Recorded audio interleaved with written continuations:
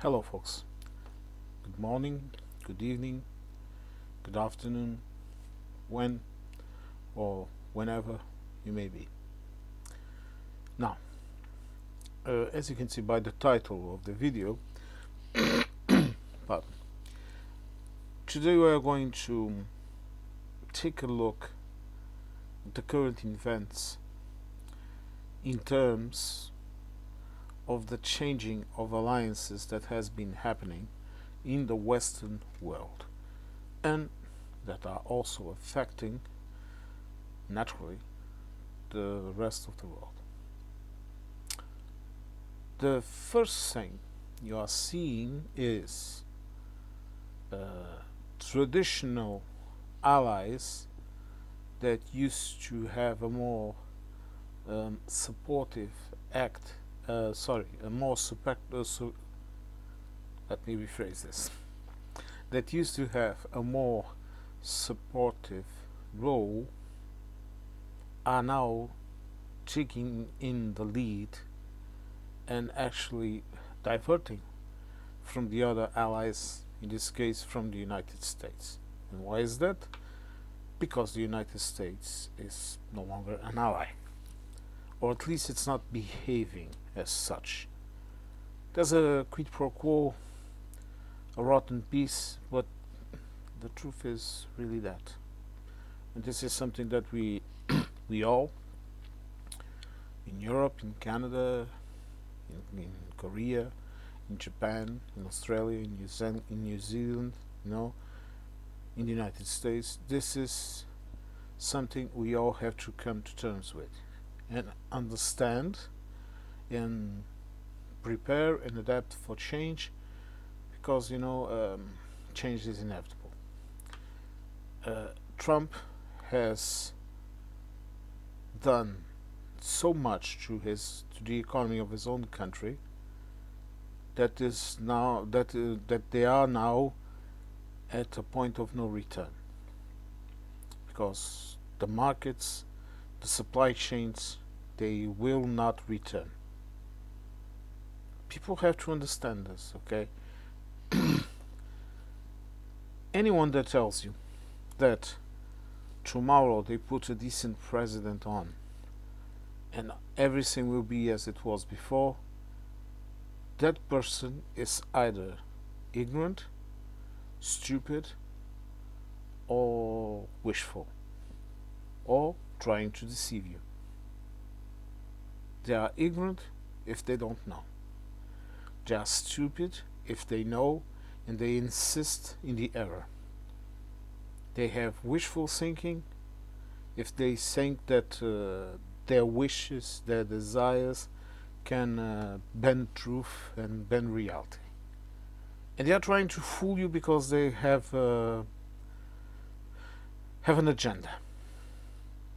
So this is what you have to think about.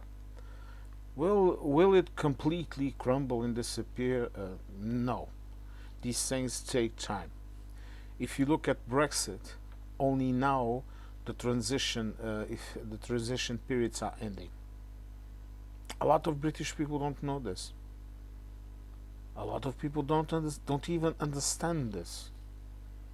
But the truth is that right now, it's when the transitional periods are ending. If you don't believe me, go and investigate and perhaps understand a bit better what is happening. But let's continue. Today we are talking about something else. We will do a video on that too. Now,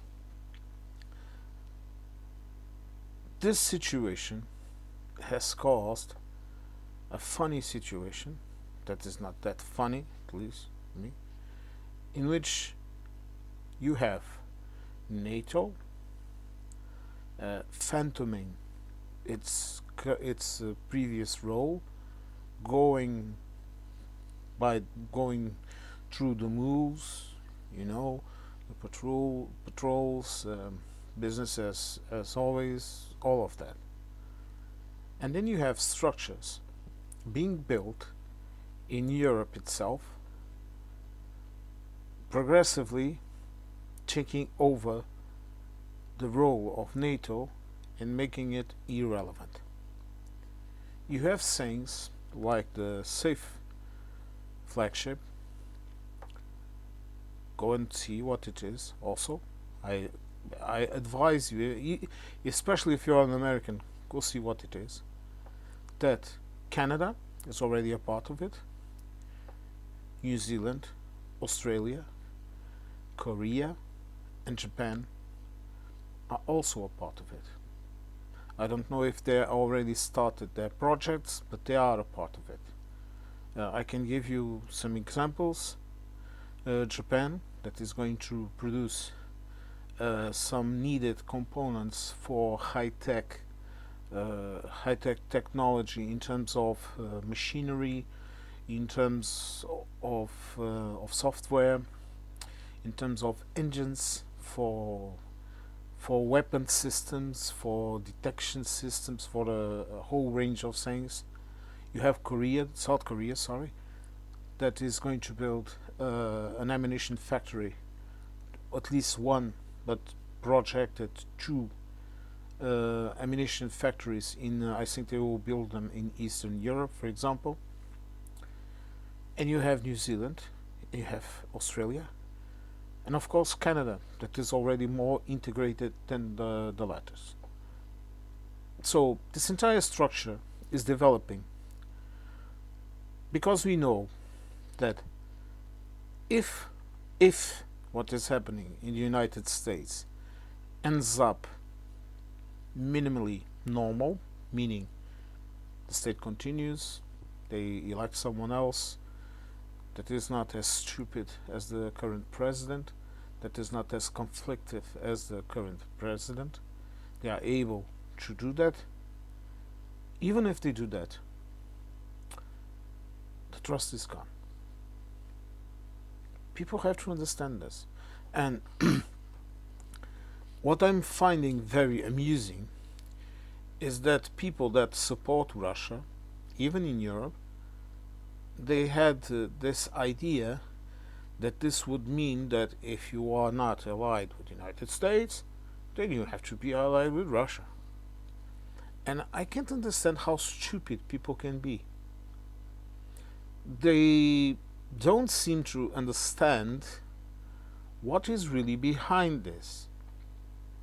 What is really behind this is Europe not wanting to be dependent on third parties for our safety, for the defense of our borders, for the defense of our interests.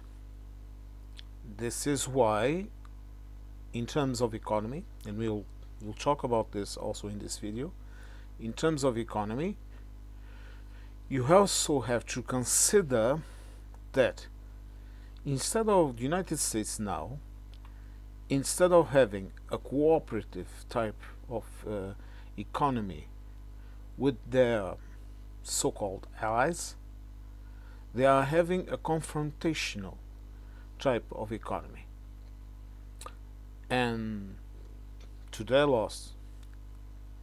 And this means that Canada just signed a deal with the Chinese EV companies, just like Europe had also signed an EV.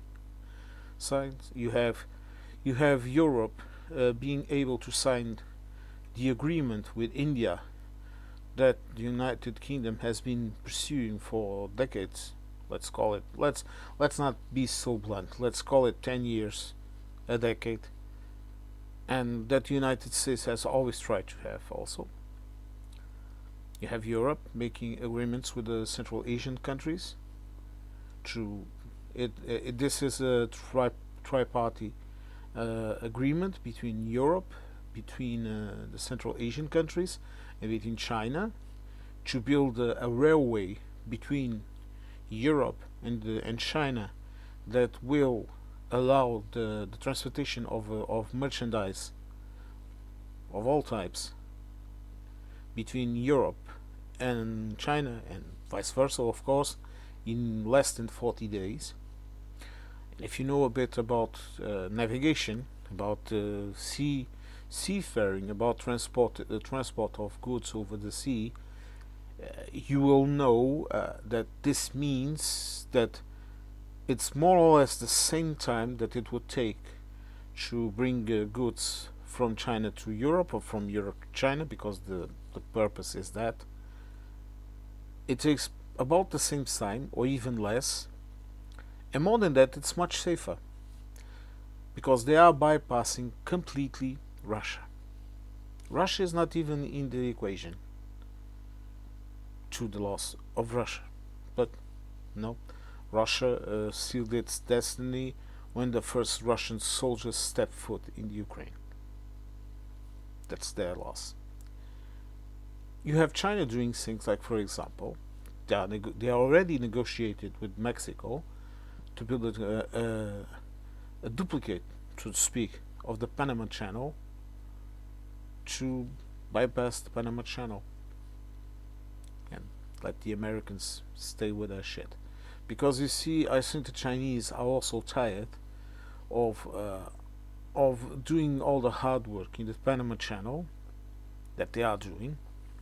If you don't know this, Chinese companies are manning the Panama Channel, and they are doing it legitimately.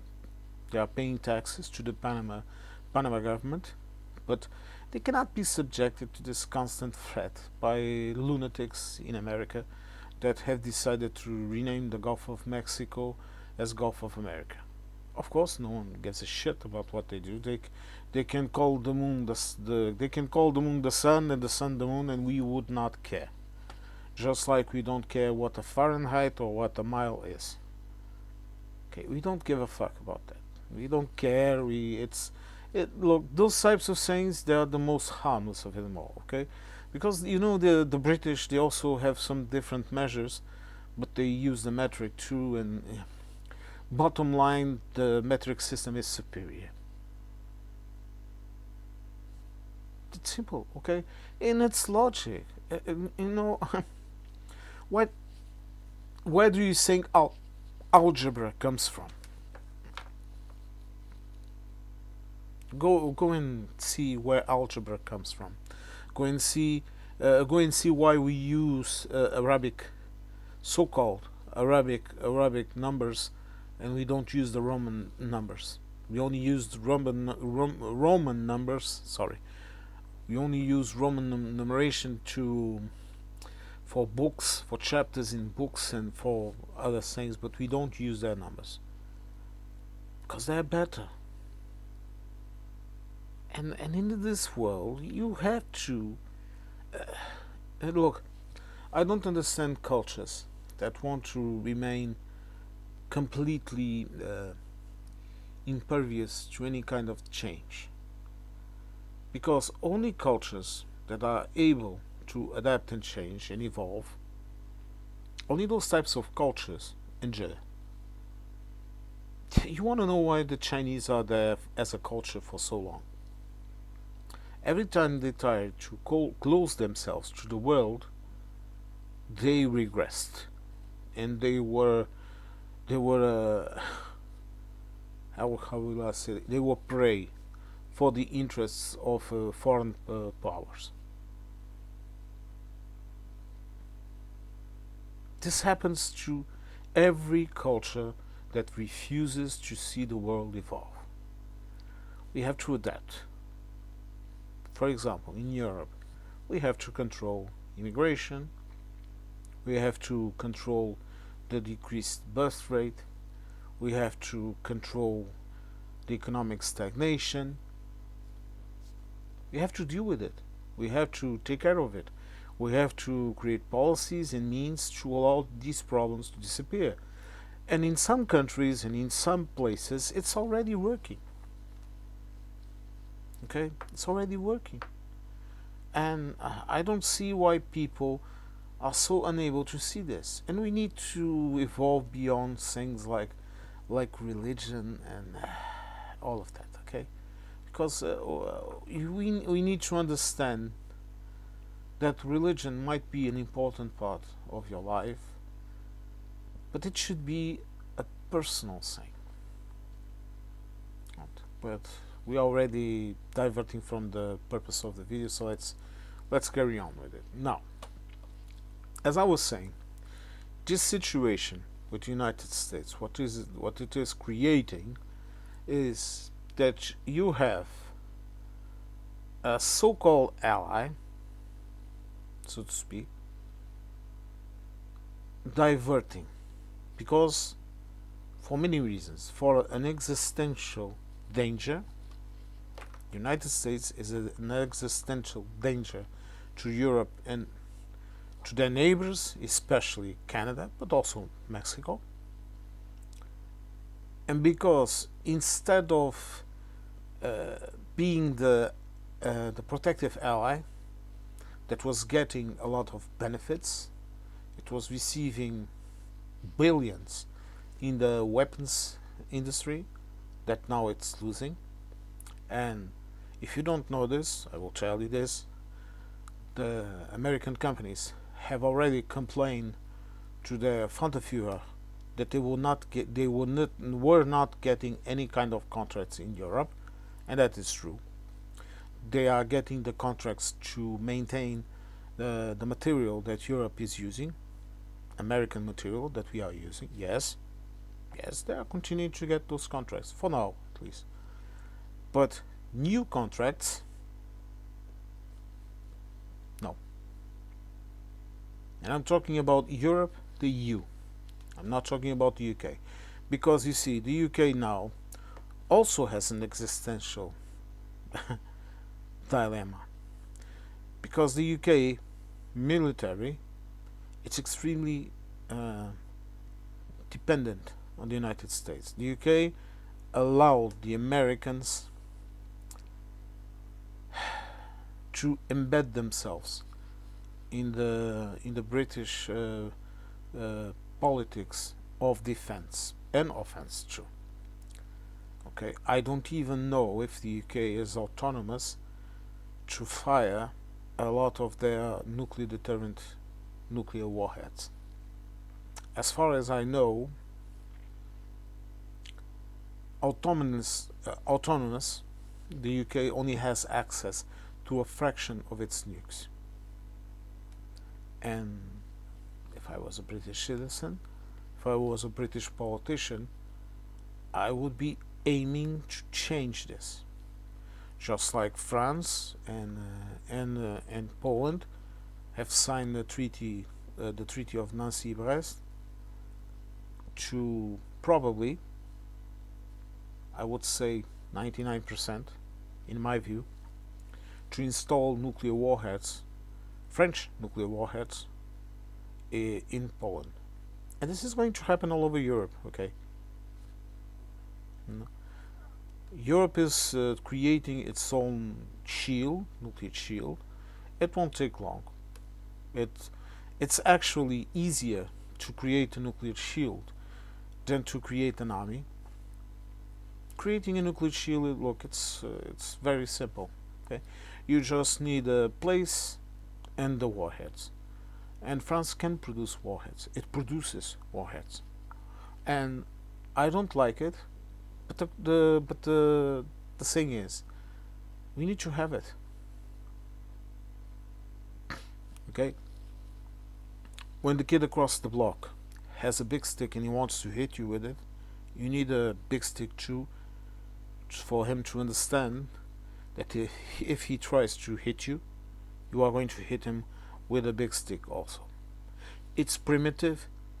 It's like Nietzsche would say, true man, true human. Human, also human. Okay, but it's life. Sip of water. Now,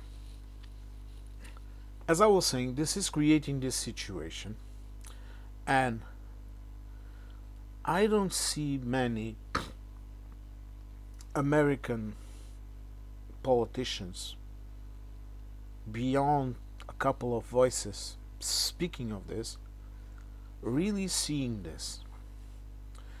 They are looking at the world as if we were still in the 90s or something like that. of course, they are seeing a lot of changes. Okay, they saw the situation in Davos. Yes, they saw the the lunatic that took on the stage. They heard the laughter. They saw the mocking, and they understand that this reflects on their country itself. But I don't know if they are refusing to do it, which would mean they are stupid or ignorant. Stupid, in my view, because if they are in a place of power, they have to know these things. I don't know, and you want to know something? Uh, Keir Starmer from the UK, he is seeing it. He is seeing, okay, and I think that the guy, he's in a dilemma, because he knows that Farage is going to work with the media and the populist movements to take over power. He also knows he has movements inside his own party that wants someone else leading the party. And I will tell you this: Keir Starmer is competent. He is, okay. And I think if he takes on a more radical approach to these matters, if he does something as simple as this, as saying to the British people that, look, we cannot trust in the United States as we did in the past. We need to approach our economy and our external politics more to Europe. We need to cooperate in more European mechanisms. We need to, and in exchange for that, we need to comply with European regulations. And I know you think this is against our sovereignty, but we need to do this. And this is something that really annoys me about the British, because when I look at my own country, at Portugal, when I look at Spain, when I look at France, when I look at Germany, when we see things progressing in a certain way, when our backs are against the wall, we do whatever we need to do to carry on, to maintain the state, to maintain cohesion, to do that. We don't stop and argue with each other, okay? Arguing with each other, that is afterwards. And afterwards, I've heard that in Germany it's about the same thing, okay? The national sport is to criticize the government, but only we can criticize the government. If anyone from the outside critiques the government, then we tell him to mind his own business. And I know that the British also do a lot of that. But the issue here is that why are people, here I go talking about Brexit, but I had to talk about that in this aspect. Why are people unable to look at the world and see the situation they are? Do you think the Americans are going to send a battleship to defend London? They are selling out. They are trying to sell out Ukraine to Russia. They don't give a fuck. They are always acting according to their own interests. They are not Europeans. They might be of European descent, most of them, not all of them, but they are not Europeans. I don't even think they are a part of the Western world to which we belong. If you talk with me about the Canadians or the Mexicans, yes, the Mexicans, or even a couple of countries in South America, like Brazil, like Argentina, like a lot of countries in South America, those countries, they have the same type of Western mentality, with that with their differences, of course. But the United States, no. The United States looks at Europe as a source of income. Okay, we are all walking, talking tills for them, and I don't think the British have understood that. Not even after being forced to pay for loans they gave you during World War II, and all of these situations, or being dragged into their endless wars, of being humiliated, and it saddens me, really. It saddens me. Some people think that I have some kind of Schadenfreude about this, and that because I'm always talking badly about the Brexiters and all of that, that I don't like the United Kingdom or the people that live there. No, you just annoy me. You know. And when I'm talking about United Kingdom, of course, I'm talking about England. Because if you look at the way the Scottish, even the Welsh, even the Northern Ireland Irish, with the exception of the Orange Twats, you know, they don't act the same way as you do. You seem to have this inability of looking in and looking out, and I'm not saying it's all people, okay? Of course, I know a lot of English people. I follow their channels. You will even find the links down below from this video that I always put, because these are people that deserve my respect. But there seems to be an inability to look at things from a perspective of what is the best for my country. It's not being all stoic and honorable and all of that, okay? And we are also like this, okay? Both the sides of my family, Portuguese and Germans, okay? They can be stupidly proud. But the question here is that no, it's just like my dad used to tell me, okay? My dad, when we had a lot of work to do, he told me, he would used to say something like that. Okay, I know it's a lot, but we have to do it. So better to do it than to complain about it, because there is no use in complaining. Because if you know that you have to do something, you have to do something. There is no use in complaining. And this is what annoys me about the United Kingdom with Brexit. And now with America, okay, you have to do it. Will it cost you? Yes, it will. But it's already costing you. You have a media that isn't a media. You have corrupt people like Farage that I don't think, I think even the dogs in England know that he was paid off by the Russians. And if he's not paid off by the Russians, he is repeating their narrative. Look, because as I told you, this channel, it's an opinion channel.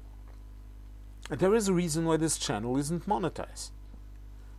Okay, I could do a current events channel and be all polite and politically correct, and not say a bad word about person X or person B or whatever, and get more views, get more subscribers, and make money, whatever. But this channel, I didn't create this channel to get rich.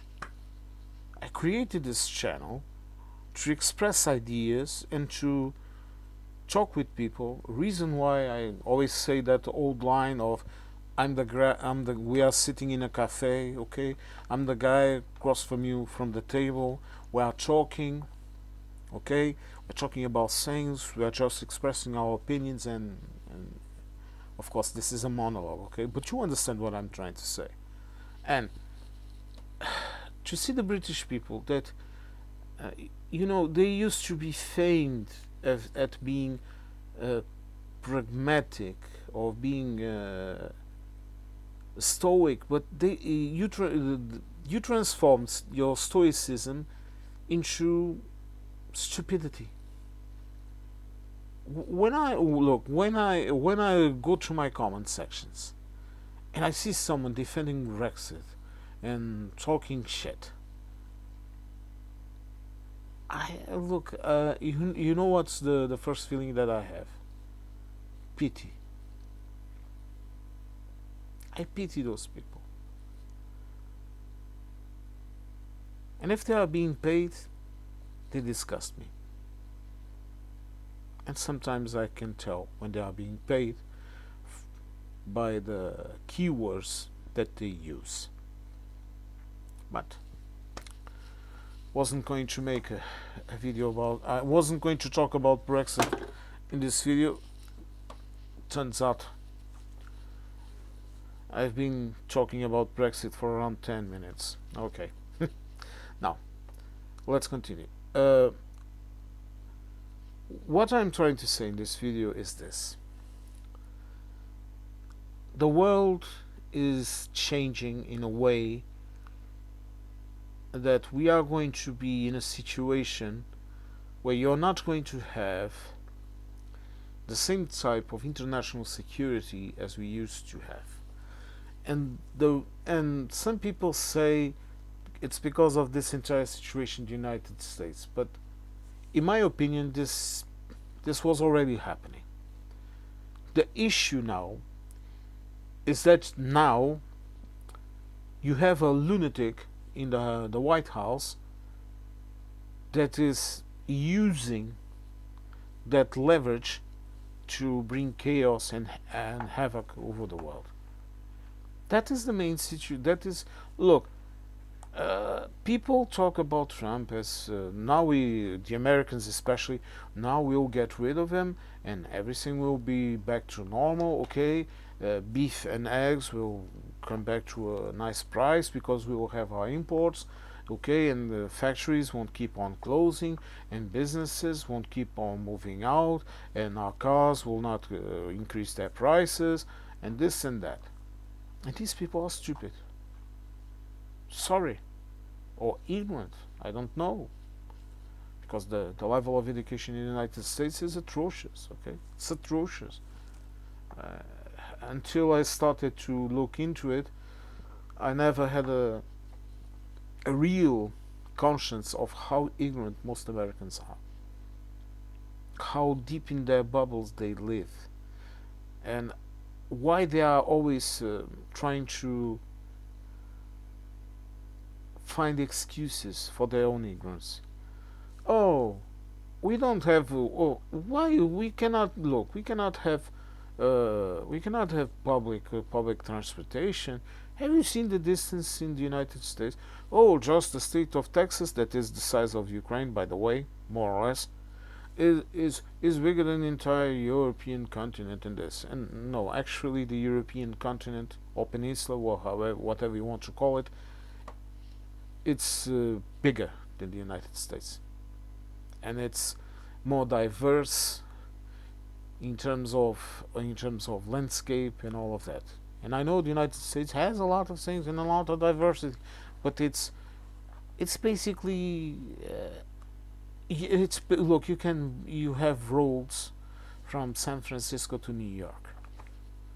You can get on a bloody car and roll.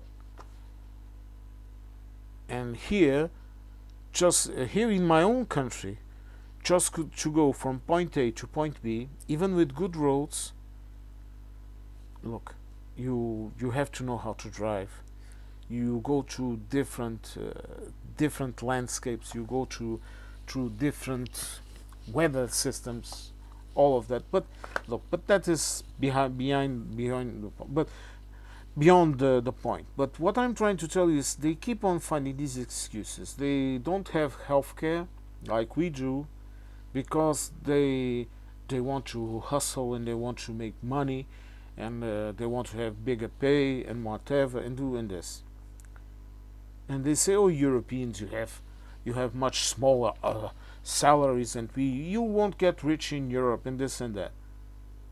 When I pay taxes, I pay a lot of fucking taxes. Okay, the tax revenue system in Portugal is one of the most punishing in the entire European continent, or even in the bloody world.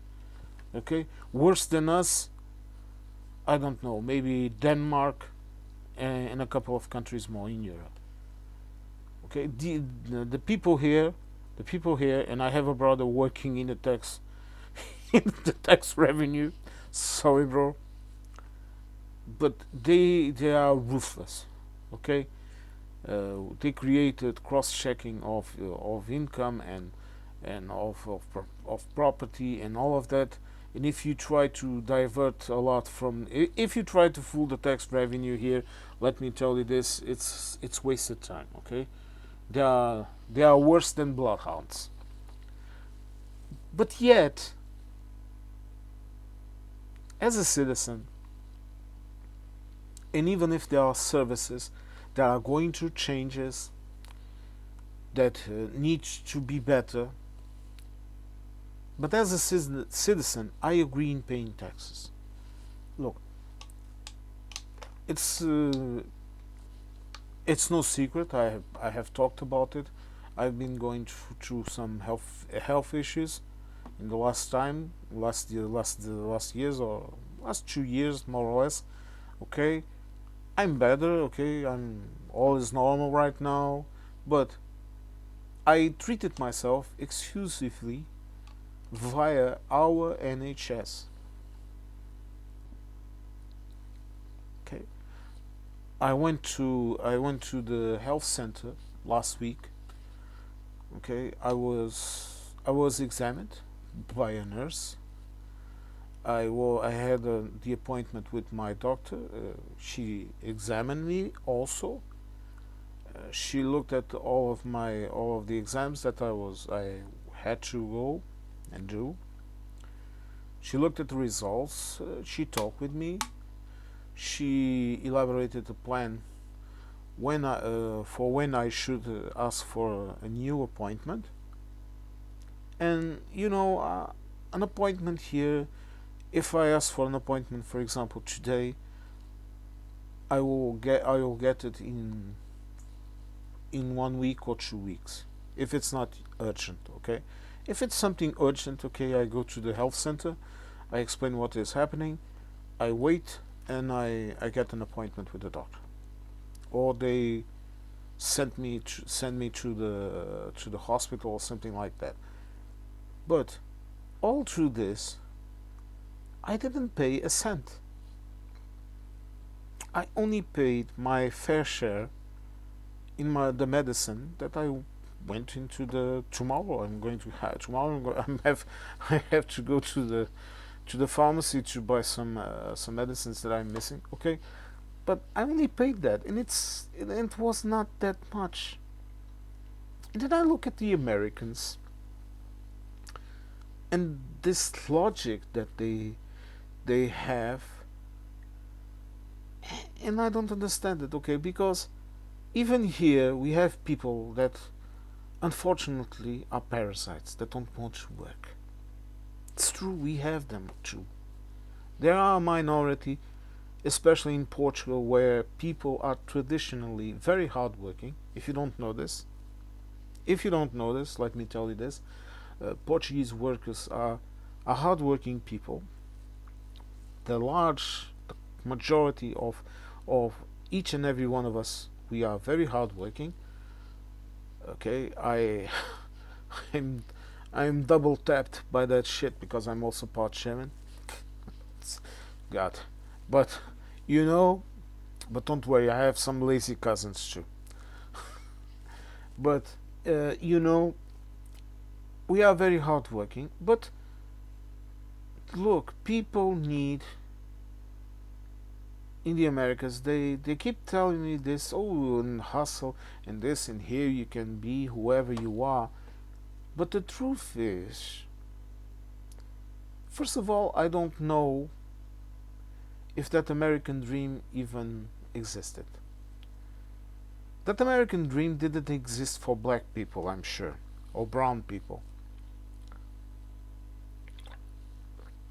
I know of Portuguese people that went to the Americas, they started businesses, they piled up a lot of money, and then most of them left. Maybe their kids stayed there, or maybe one kid or some, but you understand what I'm trying to tell you. But most of them, they returned here. They built themselves a house in the, and just like the Portuguese, a lot of Portuguese that went to France, and now they don't do it so much because of the European Union, where they can perfectly live in France, for example, and work in France all year, and then come back for vacations or for a period of time to their houses in Portugal. Okay, but they also did the same. Okay, working hard, and but these people that I've heard talk about, they always said that the Americans, they didn't even knew how to in a traditional Portuguese family, every night sit down with the family and have a family dinner, and having time to speak with their children, to educate their children, and a lot of more stuff that, look, here in Europe it's natural, it's normal, it's needed to have time for yourself. Okay? This is why we have strict rules about work and about work-life balance. And Americans don't seem to understand this. They seem to think that how can I explain this? They seem to think that to waste time with yourself is to lose time, to waste it, to squander it. And in the middle of this entire run that they do in their own lives, they don't understand the nature of life itself. Because as I told you, okay, I work every day of the week, and I'm thankful for it. And when I'm working, my friend, I'm working. I'm not playing around. My boss, so to speak, I'm not going to talk about my job, but the entity that pays my salary, they get their money's worth. Because I do my job and I do it well. And I can say it with pride. And I worry about my performance, about the outcome of my work. I worry about that. I try to be better. I try to be more competent. I try to be more quick about it. And I try, fundamentally, I am a stickler for procedure. Okay? Maybe it's the German side, okay? I know that, for example, people have this idea of Portugal as something like a version of Spain where, oh, keeping schedules, it's not with us and whatever, but let me tell you this. Let me tell you this and be very clear about it. Anyone that doesn't comply with schedules in Portugal is a lazy bastard. Because most of the Portuguese, they are not like that. I'm not saying that we are not Italians that also have that fame, but when you go to Italy, you will see that each part of Italy acts in a different way, so more prejudice, but that has nothing to do with us. Okay, people try to generalize that, people try to create fables, and I don't know how to call it even. Let me see. How people try to create stereotypes. Americans try to create stereotypes about Europe, and they fail miserably. Okay, they're always trying to say things like, for example, the bloody coffee, because we drink espresso, and they want their big glasses of caffeine water.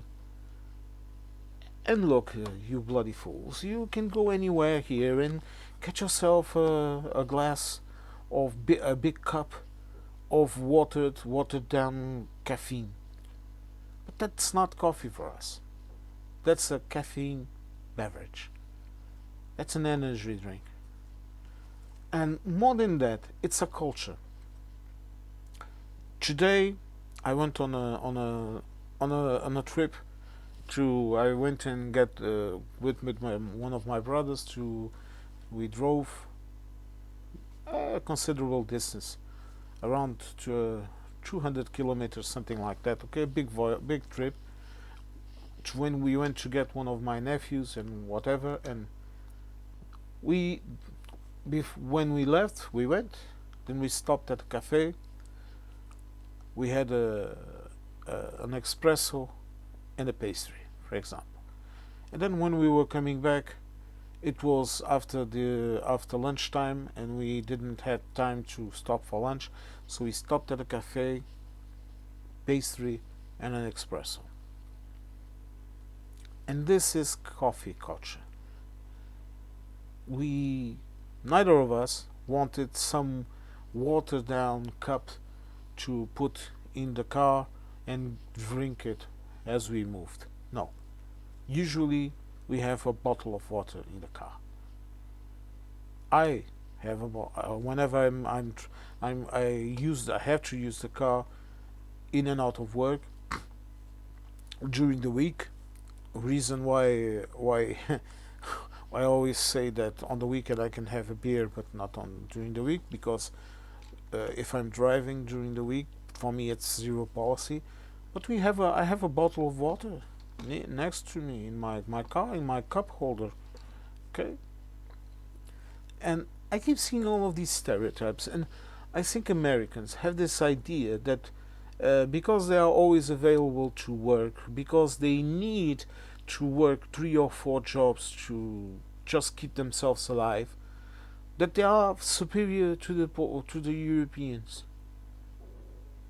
And then we go down to business, as we say, and we go and see the productivity and the happiness of workers, and you will see that the average hardworking American has about the same productivity as any worker in Europe. It's about the same. We still have product. It's a complete lie. This entire idea that the Americans have created, it's a complete lie. You want to know who you are benefiting with all of this?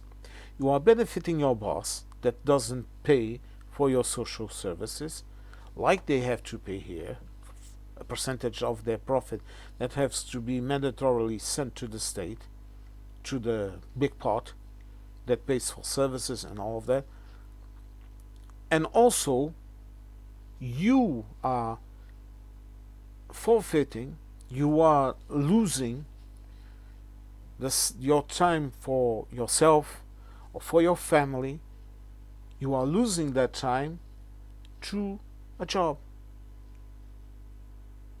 instead of doing what 99.9% of Europeans do, because we also have lazy bastards, as I said, do, which is, when I'm working, I am working.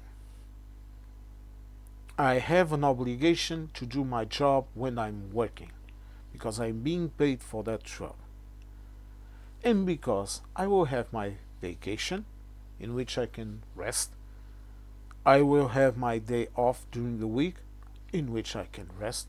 So, during the period that I'm working, I have to do my job quickly, good, and earn my pay. Now, tell me, what is besides surviving, what is the carrot at the end of the stick for the Americans? More money? Okay? That money is entirely spent in things like the ones that I was talking with you about, like healthcare, like housing, that we're also having issues here with housing. And we have the legitimacy to call out our government and tell him and tell them, like we are telling them, like we have even been striking to tell them, solve this shit. I am paying your salary. I am paying for this country to work. I am a part of this country. And here we reach the main point. Europeans are citizens, and Americans are servants. And I'm sorry for being so blunt.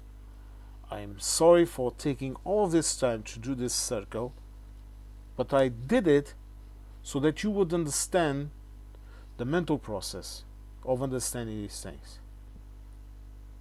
You Americans, you are slaves. You are not citizens. Because in Europe, I have my rights. And in order to have those rights, I have my duties. And to perform my duties, I need to have the right for vacation. For example, I know that working hard every day, I will be completely entitled to having those days in which I can rest. For example, here in Portugal, it's 22 days, the minimum. Right now, I'm getting older. I have a couple of days more. But 22 days, weekdays, Monday to Friday. So in practice, this means minimum 4 weeks of vacation. And we also have bank holidays, as you say it, and religious holidays. Okay, we also have those days. And we have work schedules. Okay, work hours. And everyone has at least the minimum 1 hour for lunch. It's the minimum. I have 1 hour for lunch every day. Okay? And I have healthcare. And we are having issues. I have made no secrecy about it. I have talked about it. I have criticized it because I think Americans also have to understand that Europe is not some kind of utopia, that we don't have free healthcare. We have tax-paid healthcare, which is something completely different, and that we demand things from our politicians that you don't demand. Just look at the food you eat. They put all the crap that they want in the food that you eat. And talking to an American, talking directly to the Americans, I would say this too. The food that you give your own children, the people that you would die to protect. And I can't understand that. I cannot understand how a father or a mother in America can tolerate this. And then you expect things to just turn up made for you. You don't understand that in Europe, in order to have the rights that we have, we had to fight for them. I told you, last year I went on a strike. 2 days. 2 days that I didn't receive pay because I was on strike. Me and thousands of other Portuguese citizens. And we forced the bastards meaning the politicians, to come to the negotiating table and negotiate. And one of the issues here is this. If we demand more from them, they can also demand from us. They can also demand that we are more citizens unless content citizens. Americans remind me a lot of the descriptions of the population of Rome during the Roman Empire. Okay, the population in Rome, they would hail the new emperor or whatever, and it would be the emperor that would give them food and circus entertainment. Entertain us. That policy also continued in the Byzantine Empire, the Eastern Roman Empire, until it crumbled under the axe of the Ottomans. Okay, the horse racing, the hippodrome. I don't know how you say this. I don't know how you say this word in English, and I don't care. But the policy of the parties in the hippodrome, okay, they dictated what the emperor said and did. Okay, and even when the emperor and the empress were fighting each other, one of them would adopt a party or another, and they would use the games to battle up their arguments, so to speak. And now I look at the Americans and I see the same thing. The Americans only want one thing. They want to be fed and entertained. And they don't and to me Trump, he's a symptom of it. Okay, he's a symptom of an elite that keeps the population dumb and entertained. And you have to understand, you Americans, you have to understand that that is no way of governing yourselves. Okay, that is a way of being a slave. You are like some well-behaved animal that before received some nice pets and some nice food from their boss, from their master, and now the master is telling you that he is giving you nice food and that he is petting you, and while he is doing that, people are dying in Minnesota, and your economy is crumbling around you. Food is getting more expensive. Healthcare has always been expensive, and now apparently it's even getting more expensive or inexistent. And you still continue to live in that same mentality of wanting to have things without fighting for them. And you are going to have a very harsh reality check, okay? Right now, I think that Trump, he was dumb enough to think that tariffs would work. He thought that other countries would simply cower away, and he got a nice, nasty surprise. And to me, look, he's just a symptom of what is happening. And to conclude this video, I have been talking for almost an hour. Sorry, but today I needed to make this rant and talk about a lot of things, like as you saw. This power shift, this power change, is more of a good, more of a better description of what I'm trying to tell you. This power shift is happening as we speak, and people have to accept it. Europeans have to accept that we are going to have to pay more for our defense, because we are going to have to build it up, we are going to have to pay it off. And our defense, in the sense that we were paying for American weapons and now we are going to have to build them ourselves. We are going to have to simply do our thing and leave the Americans to their own devices. And that we are going to have to carry on. Like Ursula von der Leyen was saying, Europe is open to business. And this is what we have to do, okay?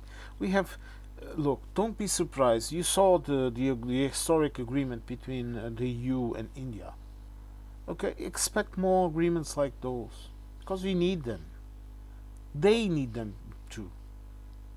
Because the difference between the United States and Europe and Canada also and Japan and South Korea, okay, and Australia and New Zealand, okay, because we have to we have to and Mexico, okay, because we have to integrate ourselves in the same Western, so to speak, idea. The big difference is that we do through agreements in which I give you something and you give me something back. I help you and you help me. We do business so that both of us have the benefits of it. In the United States, no. They only do business if it benefits them more than it benefits you. And they don't care about you. It's the same with Russia. So that our little friends, our little trolls that come into the comment section and say, oh, if you're not an ally of the United States, you are an ally of Russia. Oh, fuck off. Russia is the same shit.